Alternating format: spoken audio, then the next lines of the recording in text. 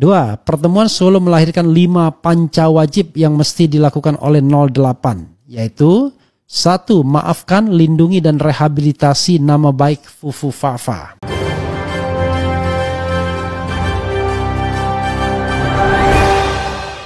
Assalamualaikum warahmatullahi wabarakatuh. Nah, ini ada berita yang menarik, yaitu dilansir dari suaranasional.com. Ngeri, politikus PDIP bocorkan pertemuan Solo menyandra Prabowo. Nah, kemarin kita ingat bahwa ada pertemuan di Solo pada tanggal 13 Oktober 2024. Jadi Prabowo dipanggil oleh Jokowi dan dijemput oleh Gibran. Nah, menurut politikus PDIP ya, jadi membocorkan pertemuan tersebut yaitu menyandra Prabowo. Baik, coba kita baca sedikit ya. Pertemuan Jokowi dengan Prabowo Subianto di Solo pada 13 Oktober 2024 merupakan upaya mantan wali kota Solo menitipkan orang-orangnya di Kabinet Merah Putih. Dalam pertemuan itu, Prabowo hanya mengikuti Jokowi karena tersandra. Padahal sebelumnya mantan Danjen Kopassus itu sudah menyusun kabinet tanpa menyertakan orang-orang Jokowi. Wah, luar biasa ini ya. Pertemuan Solo yang tidak diduga Prabowo itu dan tidak pula bisa dihindarinya. Ternyata Jokowi telah mempersiapkan orang-orang untuk dimasukkan ke dalam Kabinet Merah Putih, kata kader PDIP yang dekat dengan Taufik Kemas, Bitor Suryadi, kepada redaksi suaranasional.com Kamis 24 Oktober 2024. Dalam pertemuan Solo itu, kata Bitor, Jokowi minta Prabowo merombak susunan Kabinet Merah Putih. Prabowo hadir bersama Dasko Ahmad. Apa saja yang dirombak susunan kabinet yang sudah dirancang Prabowo, ungkap Bitor. Bitor mengungkapkan Jokowi telah mempersiapkan orang-orangnya untuk dimasukkan ke dalam Kabinet Merah Putih, diantaranya Luhut Binsar Panjaitan sebagai Dewan Ekonomi dan Dewan Presiden, Budi Gunawan di Menko setelah dimundurkan dari BIN, Pratikno juga Menko. Memunculkan M. Kodari di Wakil Ketua KSP. Kodari adalah penggagas Jokowi 3 periode. Awalnya Prabowo hanya ingin memiliki 3-5 menteri koordinasi. Pertemuan Jokowi dengan Prabowo Subianto di kediaman Jokowi di Sumber, Kecamatan Banjarsari, Solo, Jawa Tengah, Minggu 13 Oktober. Pertemuan tersebut berlangsung secara internal sekitar 1,5 jam. Nah, ternyata terbongkar ya apa yang disampaikan oleh politikus PDIP bahwa Prabowo sebelumnya sudah menyusun kabinetnya, merancang bahwa kursi Menko itu sekitar 3 orang ya. Dan pada akhirnya berubah setelah pertemuan Prabowo dengan Mulyono di Solo dan memasukkan orang-orangnya Mulyono ya, seperti Luhut di situ, Pratikno dan Budi Gunawan. Walaupun Budi Gunawan ya diidentik orangnya PDIP, tetapi kita lihat sekarang sudah berubah haluan dan mungkin dia lebih setia kepada Mulyono. Dan di sini menjadi pertanyaan kita, kok bisa Prabowo ditunduk oleh Mulyono ya, sehingga kita lihat ya sekarang kursi kabinet Prabowo itu dipenuhi, kalau kata pengamat politik, hampir 50% tuh orang-orang Mulyono. Kok bisa Prabowo ditekan oleh Mulyono? Apakah memang ya Mulyono ini menyimpan rahasia Prabowo sehingga dia harus tunduk kepada Mulyono? Dan apa yang disampaikan oleh politikus PDIP ini ya hampir sama juga yang disampaikan oleh Bang Refli Harun. Baik, coba kita lihat videonya. Gosip-gosip terhadap pengaruh Mulyono itu agak besar juga. Kalau kita misalnya membacakan WA yang beredar, ngeri-ngeri sedap, entah sumbernya dari mana, tapi anggap saja ini nggak benar ya. Karena kalau kita anggap benar nanti dibilang hoax. Ini nggak benar, tapi saya ingin membacakan walaupun saya anggap ini sekedar isu saja. Tapi menarik juga ya.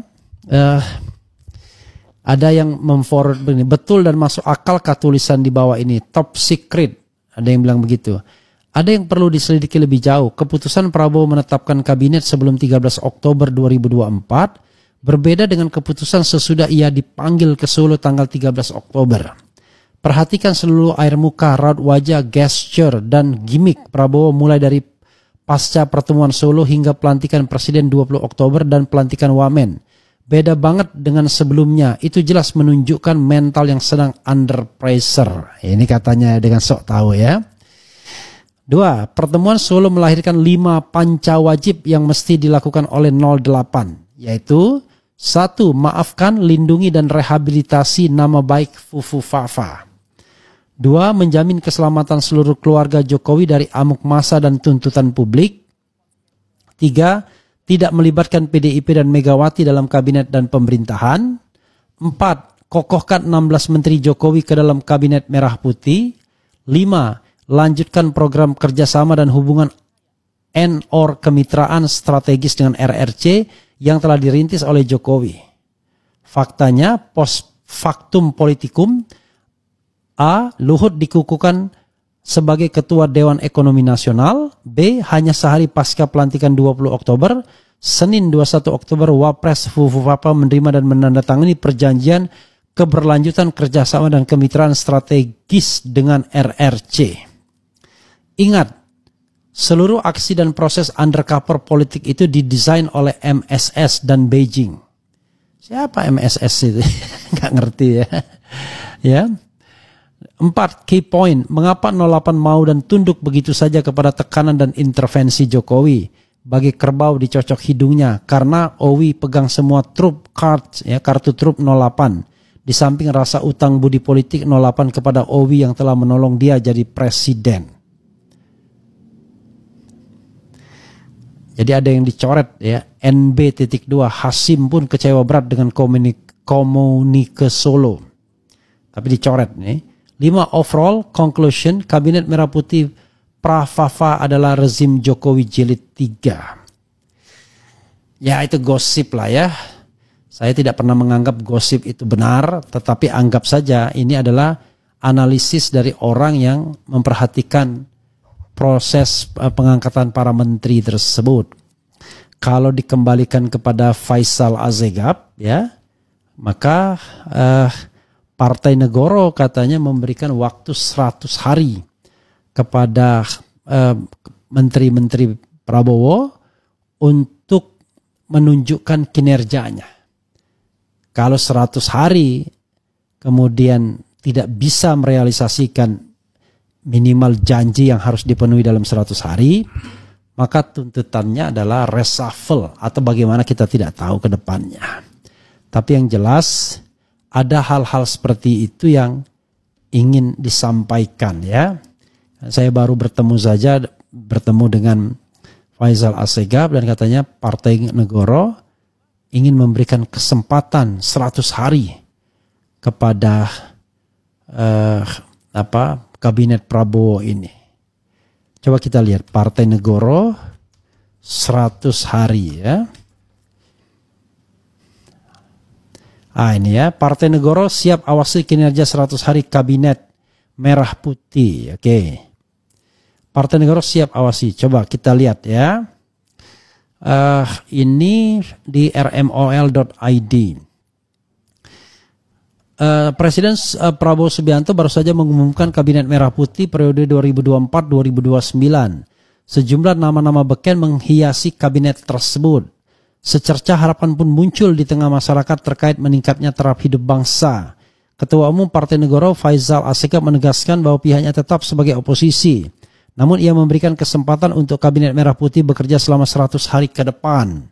Kami sebagai oposisi memberi kesempatan buat Presiden Prabowo dan kabinetnya bekerja atas prinsip penegakan konstitusi dan sumpah jabatan. Kata Faisal dikutip dari akun media X pribadinya Senin 21 Oktober 2024. Kami akan menggalang seluruh jaringan progresif, mengawasi, memantau, dan mengevaluasi kinerja pemerintahan baru untuk 100 hari ke depan, tambahnya. Sejauh ini Partai Negoro dikenal kritis dalam menyorot kinerja pemerintahan Joko Widodo. Ya, sahabat sekalian, apakah begitu kuatnya ya tekanan itu, yaitu yang kemudian membuat orang kemudian geleng-geleng kepala ya. Jadi pidatonya luar biasa, bombastis, tetapi kemudian ketika melakukan rekrutmen kok kelihatan tunduk. Ya, kalau saya sih sebenarnya sederhana begini ya, diletakkan pada isu memberantas korupsi. Ya, ikan itu busuk dari kepala dan lain sebagainya, tetapi menteri-menteri yang direkrut tidak menunjukkan bahwa kabinet ini adalah kabinet yang peka terhadap perang melawan korupsi. Karena justru kalau kita mensitir ya apa yang disampaikan oleh mantan penasihat KPK Abdullah Hamahua, 90% anggota kabinet terindikasi melakukan tindak pidana korupsi, bayangkan. Ya, jadi korupsi itu ya using public authority to gain private interest, ya. Ya. Jadi untuk mencapai kepentingan pribadi. Jadi kalau kita bicara mengenai yang namanya memanfaatkan kekuasaan untuk kepentingan pribadi dan kelompoknya, ya memang banyak yang melakukan korupsi itu. Zulkifli Hasan sudah memanfaatkan itu, ya kan?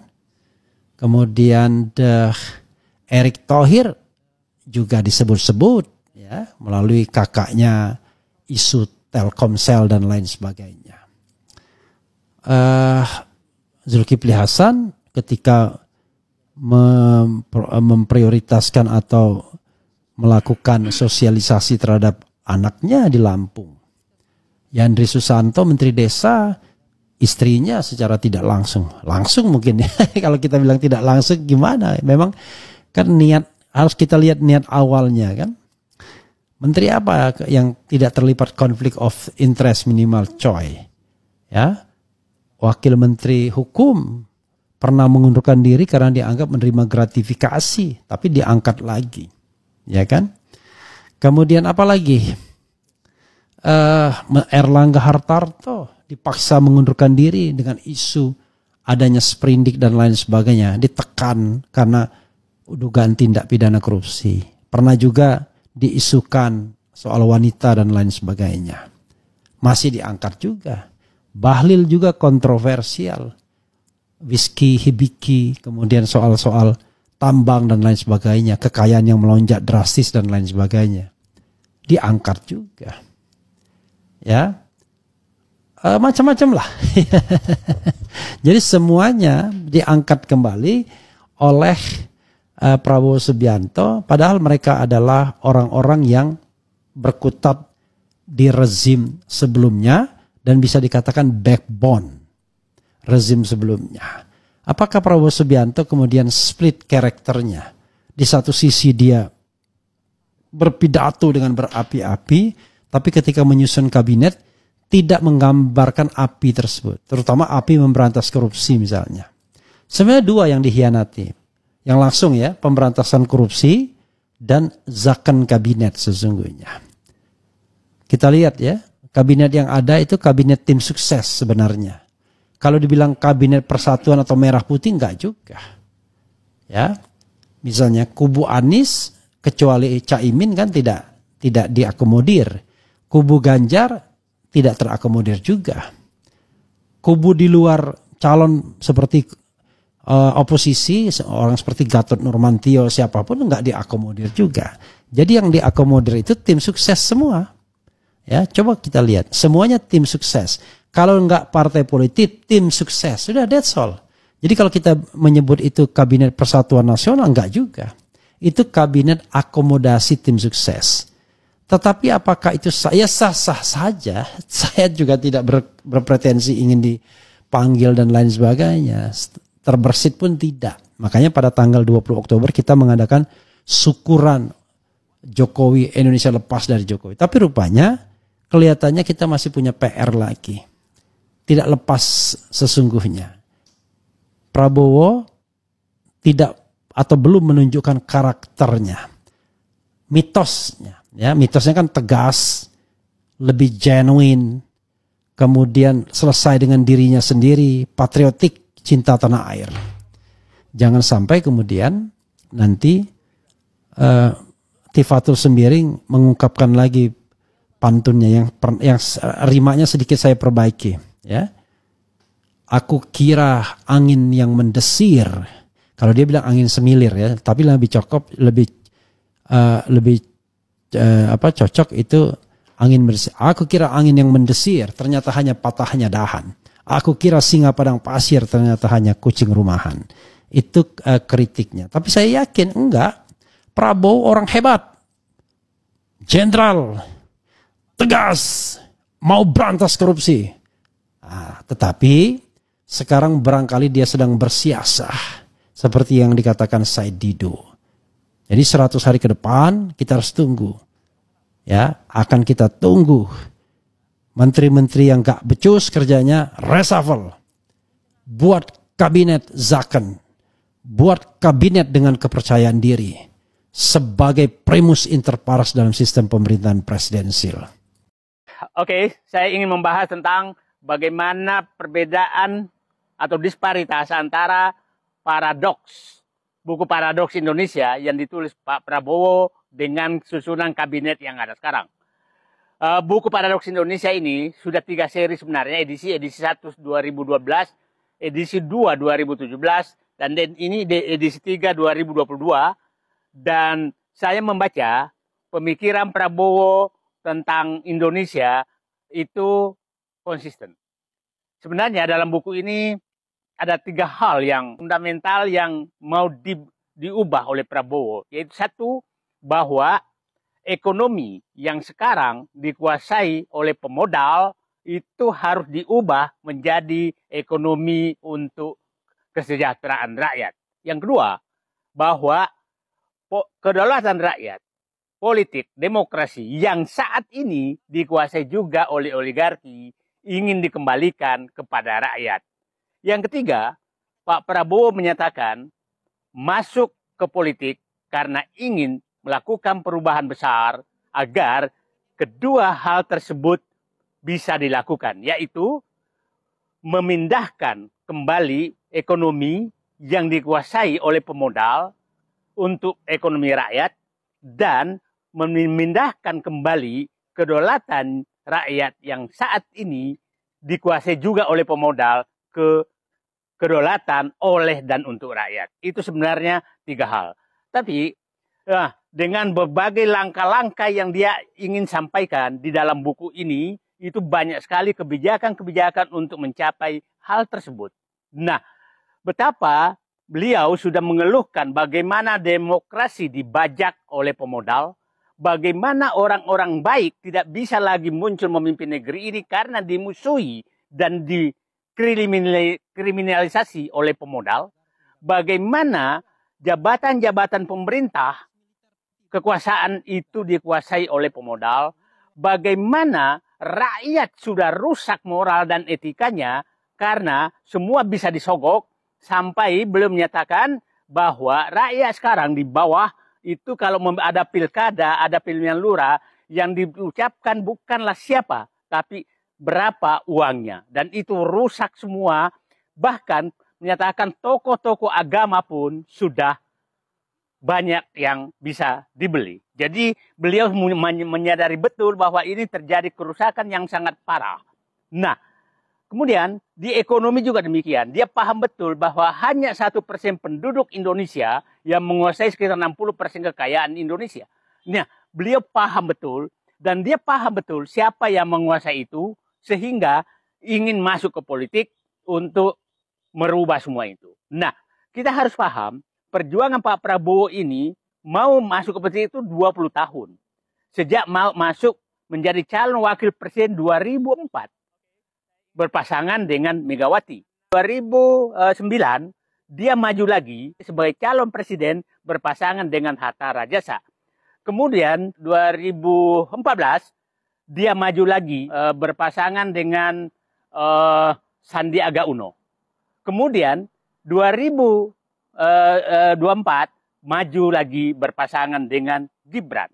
Nah, pertanyaan sekarang adalah apakah Prabowo konsisten dengan cita-cita masuk ke politik dan memimpin negara ini untuk mewujudkan agar betul-betul rakyat berdaulat, agar rakyat yang menikmati ekonomi akan dilaksanakan pada saat sudah berkuasa seperti saat ini. Nah, oke. Kita lihat di susunan kabinetnya. Saya masih berpandangan bahwa kabinet yang terbentuk sekarang itu belum kabinet Prabowo. Itu masih kabinet Jokowi. Nah, karena sangat terlihat bahwa apa yang ingin diwujudkan dari buku ini itu tidak mungkin diwujudkan dengan kabinet ini. Kenapa saya katakan demikian? Satu, bahwa sangat nyata bahwa sebagian besar menteri itu adalah menterinya Jokowi. Yang kedua, menteri-menteri itu sebenarnya adalah proksi dari oligarki. Proksi oligarki itu sangat susah dibantah. Saya nggak usah sebutkan namanya, tapi orang paham bahwa ini proksi oligarki. Yang kedua, bahwa kabinet ini betul-betul kabinet akomodatif. Akomodatif mengabaikan apa yang dikatakan oleh Pak Prabowo bahwa parpol ini yang dijadikan menteri-menteri sekarang dari parpol yang menikmati, yang melakukan apa yang mau dilawan Prabowo, yaitu menyogok rakyat untuk memilih calon-calon yang ada. Itu partai-partai yang melakukan itu semua. Kita paham ada dua partai yang menjadi penyalur bansos, yang mendapat suara banyak, nah itu mendapat keistimewaan.